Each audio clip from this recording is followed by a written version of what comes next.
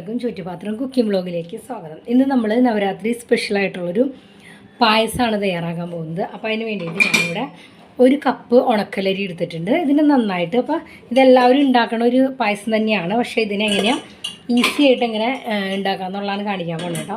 അപ്പോൾ അതിന് വേണ്ടിയിട്ട് ഇതിനെ നന്നായിട്ട് കഴുകി വൃത്തിയാക്കി കുക്കറിലേക്ക് ഇട്ട് കൊടുക്കാം. അരി കുക്കറിലേക്ക് കഴുകി വൃത്തിയാക്കി ഇടുക. 2-3 വട്ടം കഴുകണം. അതിന് ശേഷം ഇതിനകത്തേക്ക് 3 ഇരട്ടി വെള്ളം, അതായത് 1 കപ്പിന് 3 കപ്പ് വെള്ളവും പിന്നെ അതിന് കൂടെ ഞാൻ ഒരു 1/2 കപ്പ് വെള്ളം കൂടി ഒഴിച്ച് കൊടുക്കുന്നുണ്ട്. കാരണം ഇത് തിളച്ച് വരുമ്പോൾ കുറച്ച് വെള്ളം വറ്റും. അപ്പോൾ നമുക്കത് അടുക്കി പിടിക്കാതിരിക്കാൻ വേണ്ടിയിട്ടാണ്. അപ്പോൾ ഇതിനെ ഒരു ഒറ്റ വിസിൽ ഫുൾ ഫ്ലെയിമിൽ വെച്ചിട്ടും 2 വിസിൽ ലോ ഫ്ലെയിമിലും വെച്ചിട്ട് ഞാൻ അടിക്കാൻ പോകണം. നമ്മുടെ അരി ഇവിടെ വെന്ത് കിട്ടിയിട്ടുണ്ട്. ആ നേരം കൊണ്ട് അതിൻ്റെ എയർ പോണ നേരം കൊണ്ട് ഞാൻ കുറച്ച് ശർക്കര, അതായത് 1 കപ്പിന് ഞാൻ 1/2 കിലോ ശർക്കരയാണ് എടുത്തിരിക്കുന്നത്. അപ്പോൾ ഇത് ആക്ച്വൽ നല്ല കറക്റ്റായിട്ടുള്ളൊരു മധുരത്തിനുള്ള ശർക്കരയുണ്ട് കേട്ടോ. അപ്പോൾ അതിനകത്തേക്ക് ഞാനൊരു 1/2 കപ്പ് വെള്ളം ഒഴിച്ച് അതിനൊന്ന് ഉരുക്കിയെടുത്തിട്ടുണ്ട്. അതിൻ്റെ കല്ലും പൊടിയൊക്കെ ഒന്ന് പോകാൻ വേണ്ടിയിട്ട് അതിനൊന്ന് അരിച്ച് അതിനകത്തേക്ക് ഒഴിച്ചു കൊടുക്കാം. അപ്പോൾ ഒട്ടും വെള്ളം ഇല്ലാണ്ട് തന്നെയാണ് നമുക്ക് അരി വെന്ത് കിട്ടിയേക്കുന്നത്. അരി നല്ലോണം വെന്തണ്ടോ എന്ന് നോക്കണം, ഇല്ലെങ്കിൽ ഒന്നും കൂടിയിട്ട് വേവിക്കേണ്ടി വരും. അല്ലെങ്കിൽ ശർക്കര ചെല്ലുമ്പോൾ അത് പിന്നെ ഇങ്ങനെ ഇതായി പോകട്ടോ. ഇത് നന്നായിട്ട് വെന്തതിന് മാത്രമേ ശർക്കരപ്പാനി ഒഴിക്കാൻ പാടുള്ളൂ. ഇനി ഇതിനെ ഈ ശർക്കരപ്പാനിയിലിട്ട് നന്നായിട്ടൊന്ന് വരട്ടിയിടുക. അപ്പോൾ ഈ വരട്ടിയെടുക്കുന്ന സമയത്ത് 1-2 ടേബിൾ സ്പൂൺ നെയ്യും കൂടി ചേർത്ത് കൊടുക്കാൻ മറക്കരുത്. ഒരു മീഡിയം ഫ്ലെയിമിൽ തന്നെ വേണം ഇത് വയ്ക്കാനായിട്ട്.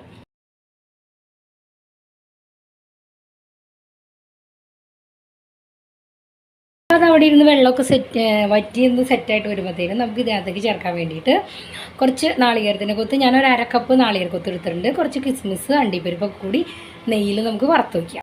പായസത്തിൻ്റെ വെള്ളമൊക്കെ വറ്റി നന്നായിട്ട് വരണ്ട് വന്നിട്ടുണ്ട്. അപ്പോൾ ഇത് കട്ടിയുള്ള പാത്രത്തിൽ തന്നെ എടുക്കണം കേട്ടോ, അല്ലെങ്കിൽ ഇത് നന്നായിട്ട് അടുക്കി പിടിക്കുക.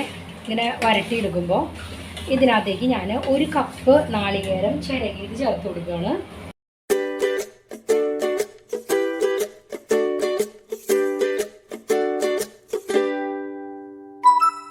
ഇതിനകത്തേക്ക് 1-2 ടേബിൾ സ്പൂൺ നെയ്യും കൂടി ചേർത്ത് കൊടുക്കാം. ഞാനൊരു 2-3 ടേബിൾ സ്പൂൺ നെയ്യ് ചേർത്ത് കൊടുത്തിട്ടുണ്ട്. ഇനി ഇതിനകത്തേക്ക് പൊടിച്ച് വെച്ചേക്കണ ഏലക്ക ഇട്ട് കൊടുക്കുക. അതുകൂടി ചേർത്ത് നന്നായിട്ടൊന്നും കൂടെ മിക്സ് ചെയ്യണം. അപ്പോൾ നമ്മൾ എടുക്കുന്ന ശർക്കരയുടെ അനുസരിച്ചിട്ട് പായസത്തിൻ്റെ കളറിൽ വ്യത്യാസം വരും. ഇതിപ്പോൾ എനിക്ക് നല്ല ഡാർക്ക് കളറുള്ള ശർക്കര അല്ല കിട്ടിയത്. അപ്പോൾ അതുകൊണ്ട് തന്നെ പായസത്തിന് അത്ര കളറില്ലാത്ത, പക്ഷെ നല്ല മധുരമുണ്ട്. ഒരുപാട് മധുരം വേണ്ടാത്തവർ വേണമെങ്കിൽ ഒരു 50-100 ഗ്രാം ശർക്കര കുറച്ചോളൂ. ഞാൻ തീ ഓഫ് ചെയ്യാണ്. ഇതാ വറുത്ത് വെച്ചേക്കണ കിസ്മിസ് അണ്ടിപ്പരിപ്പ് പിന്നെ നാളികേരക്കൊത്ത് അതും കൂടി അതിനകത്തേക്ക് ചേർത്ത് കൊടുക്കാം.